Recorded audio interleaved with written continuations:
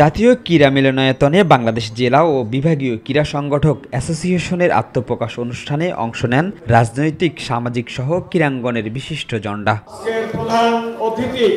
অনুষ্ঠানে বিএনপির স্থায়ী কমিটির সদস্য মেজর অবসরপ্রাপ্ত হাফিজ উদ্দিন বলেন, বিসিবি, বাফুফে সহ সব ক্ষেত্রে সীমাহীন দুর্নীতির মাধ্যমে কোটি কোটি টাকা লোপাট করেছে ফ্যাসিস্ট সরকারের লোকজন। 17 বছর সংগ্রাম করলাম একটা সুষ্ঠু নির্বাচনের জন্য, কই নির্বাচনের তো কোনো নাম নিশানা দেখতে পাচ্ছি না, এবং ওয়াকিবহাল ব্যক্তিরা বলছে আগামী 2-3-5 বছরের মধ্যে নির্বাচন হওয়ার কোনো সম্ভাবনা নাই।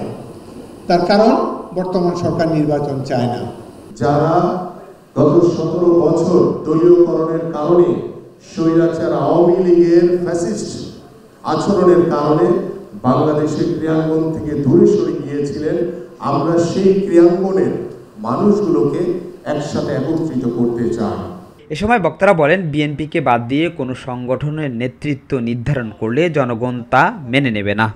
বাইরে গিয়ে বিএনপিকে বাদ দিয়ে যদি ঢাকায় বসে, মন্ত্রণালয়ে বসে কেউ নিজেরা বসে বসে সেখানে প্রতিনিধি নির্ধারণ করে, সেটা বাংলাদেশের জনগণ মেনে নেবে না। ক্রীড়াঙ্গনে আমাদের যদি সবাই এই 5ই আগস্টের পরে ঐক্যবদ্ধভাবে এদেরকে ঝাড়ু দিয়ে বিদায় করার চেষ্টা করতাম, তাহলে কেউ এতদিন থাকতে পারত না।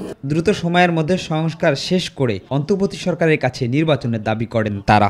যারা যোগ্য ক্রিকেট বোর্ডকে রিপ্রেজেন্ট করার জন্য, বা ওটা জেলার থেকে হোক, বিভাগ থেকে হোক, যাদের বেসিক ক্রিকেটিং আইডিয়াস আছে, যাদের একটা স্বপ্ন আছে যে আমি বাংলাদেশ ক্রিকেটকে এই জায়গায় নিয়ে যেতে চাই, আমি এটাই রিকোয়েস্ট করবো যে তাদেরকেই সিলেক্ট করা হোক। শুধুমাত্র জাতীয়তাবাদী বা কোনো বিরোধী দলের কোনো লেবাস বা কোনো কিছু থাকার কারণে, আমাদের উপর আইডেন্টিটি থাকার কারণে আমাদেরকে ক্রীড়াঙ্গন থেকে বঞ্চিত করা হয়েছে।